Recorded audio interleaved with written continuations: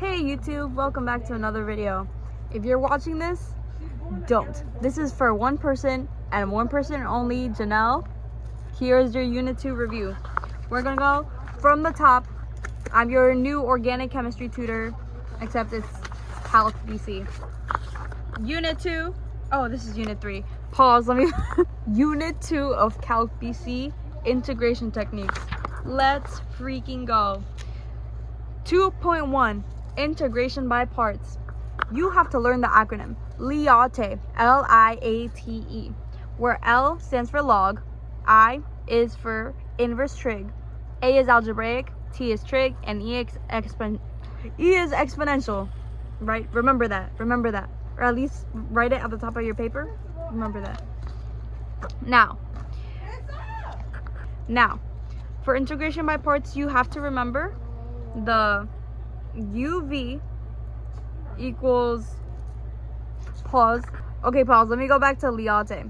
LIATE is the order of operations, essentially, for integration by parts. So whichever one comes first, like if you have an I and an E, I becomes your U and E becomes your V. You just have to remember the integration by parts formula, and that's the integral of U dV equals UV minus the integral of V du. UV minus V du, the integral of V du. Remember that. And then, yeah, essentially this is just how you go about solving. If it's, for example, on here it says the integral of x times e to the 6x. X would be algebraic and e to the 6x is exponential. I'm pretty sure you know how to do this. So this is just a little quick review. Remember the formula, or tabular method. And that's the thing where it's like plus or minus, and then the middle column, it's the table, plus or minus, u, and then you derive u, and then you start with dv, and then you integrate it, right? So that's basically that. Fire. Fantastic. 2.2. Trig integrals. Bro, this was not fire. So this is where you have to remember all those like rules, right? So the most important thing that you can basically solve for everything based off of this is the Pythagorean thing. So it's sine squared plus cosine squared equals 1, and then you can figure out from there the rest.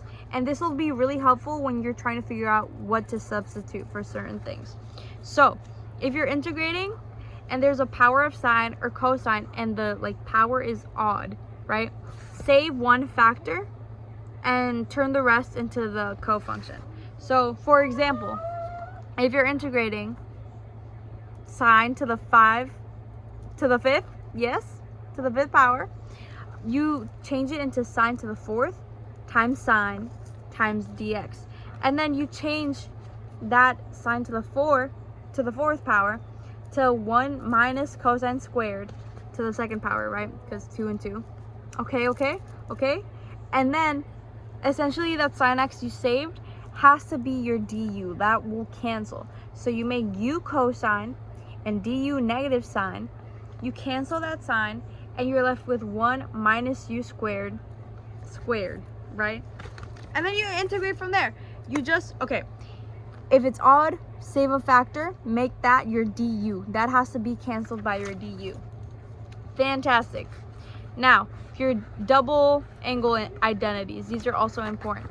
Just remember, they're variations of the same thing, but it's almost, yeah. So if you have a cosine 2x, that becomes 1/2 parentheses 1 plus cosine 2. Yeah, 2x. Fire. I said it backwards. If you have a cosine squared, that becomes 1/2 times 1 plus cosine 2x. Yeah, we can do math. And if you have a sine squared x, it's 1/2 and then 1 minus cosine 2x. You just have to remember these. These are important. These are stuff that you have to remember to be able to do these trig identities, trig integrals. Because believe me, I try to do it without remembering them. Yeah, no, not great for me. So yeah, Now, we're getting into the tan and secant stuff. These you just have to memorize. Just like, bro, working it out every time will actually be horrible. Don't do that. The integral of tan.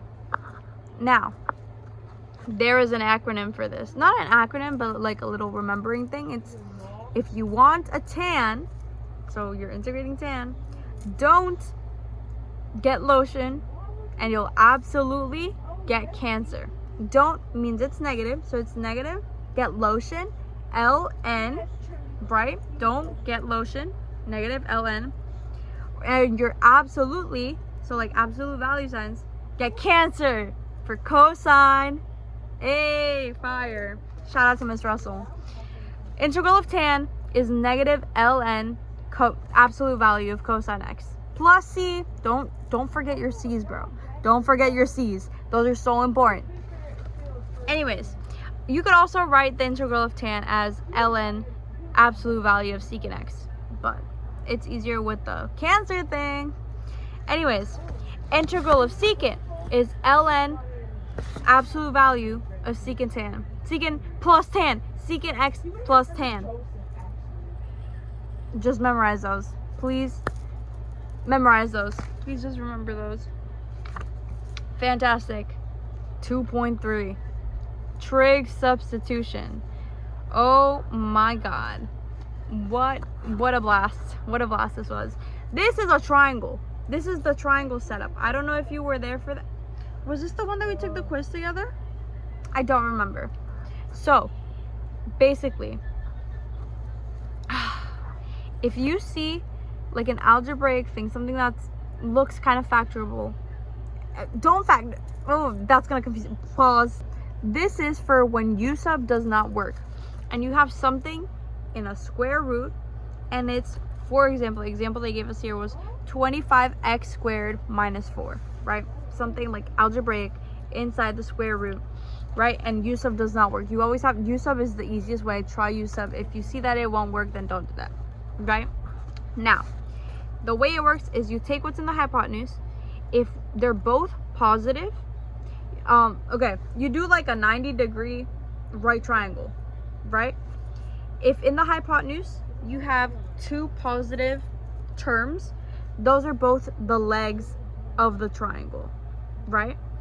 If you have one positive, one negative, the positive number is the hypotenuse and the negative number is one of the legs. Now, keep in mind when you're putting them on the triangle, you have to square root them because think of the Pythagorean theorem, right? A squared plus b squared equals c squared. They're squared. So to find the original a, b, and c, you have to square root them, right? So place them in their adequate spots. You use trig to solve for x, right? For dx, and then you figure out,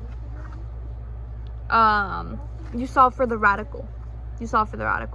Now, little tip, once you've found your x and your dx, whatever function you have there, like let's say it's cosine, right? Your dx will probably be the same as your thing that you're solving for the radical. So like, yes. I don't know how well I feel if you're watching this video, you have to watch it with like your notes in front of you because, yeah, right? So you take the thing, you figure out where you're gonna place each thing on the triangle. You place it on the triangle, solve for x, solve for dx, solve for your radical. Then you substitute it into the original integral. Now here is when you have to go back to those original trig integration techniques of like substitution and the double angle thing and all of that, right? Integrate it. Once you're done integrating, you are not done with the problem. You have to substitute back in the x and everything like that because that's what they asked you for. This was just to help you solve for it. And you plug everything in and ta-da, that's 2.3. This was such a pain. 2.3 was horrible, bro. Why does it say 7.4? 2.4. Integration of rational functions by partial fractions. Oh my god. Partial fraction decomposition. Are you in for a blast? Now, this is the one I explained through audios the other day. So this is just gonna be a quick little refresher, right? So this is like if you have something like this. It looks like a fraction. It's a fraction and you can't solve with U sub. Always try U sub first because that would be the easiest way to go about it, right? Now, if U sub does not work, here's what you do. The bottom, the denominator, you factor that, right? Then you set up the integral as you split it. So you do, let's say when you factored, you got two different sets of parentheses. You split them as a over, it doesn't matter what I'm saying A, I'm going to use A and B, but you can use any variables you want. It does not matter. It just matters that you keep the variable with whatever you set it up with from the beginning. So let's say you have A over your first factored parentheses plus B over your second factored parentheses. Then you set this integral equal to the first one and you cancel out the denominator. So for the original, you're left with the numerator, the original numerator you had, because you multiply by the greatest common denominator. So that cancels. And then for your A and B, you solve from there. So let's say for this one, for example, your factors what we were left with is x minus 3 and x plus 2. So for A, it's A over x minus 3. So that would just straight up cancel. And you'd be left with ax minus a2 because that was the other. You know how to do this, right? And then from there, it's just system of equations. Yay, we know how to do that. Algebra. If you have more than A and B, if you also have C, like you have an extra third variable, you have to set up 3 equations. If you just set up however many you have. And yeah, solve from there. And then once you figure out your A, B, and C values, like once you figure out your variables, you plug those back in and you integrate that. So if you're left with like 3 over x minus 3, you integrate that. That would be U sub. So you'd be left with 3 ln absolute value of x minus 3. Fantastic. Now that's just for linear factors. There's also the repeating linear factors and quadratic. Please just look at this thing. This chart is so helpful. Yes, look at it. And we made it to the final thing, which is improper integration. Wow, I hated this. High key. No, I didn't. I lied. Actually, this wasn't that bad. This is what we took the quiz on. So, this is, for example, okay, let me pause. Okay, this is if you're integrating something and there is a discontinuity. Yeah? So, for example, if you're integrating something and the bounds are 0 and infinity, you can't plug in infinity to all this, right? You have to set it up as a limit. So the way you set it up is limit as b, that's just what we use in class. B approaches infinity, and you rewrite the original integral, but you substitute the b for infinity. So instead of the bounds being 0 to infinity, it'd be 0 to b. And then you integrate from there using the variables, right? And at the very end, you plug in infinity and you figure out if it's continue.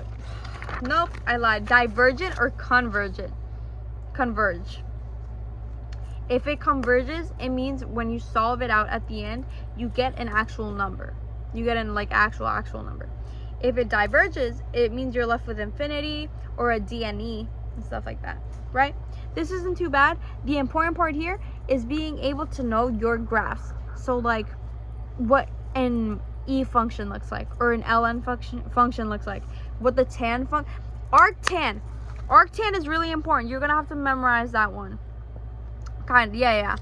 I'm gonna scan you these pages anyways if you don't have them. I don't know I think Miss Russell posted them. If you need them, tell me, because I got that. But you need to know the E, you need to know ln, you need to know tan and arctan. And yeah, like you just have to have like a basic idea of what the function looks like. Now, this is for infinity. Sometimes there are discontinuities, and it's just like, for example, like it's a fraction.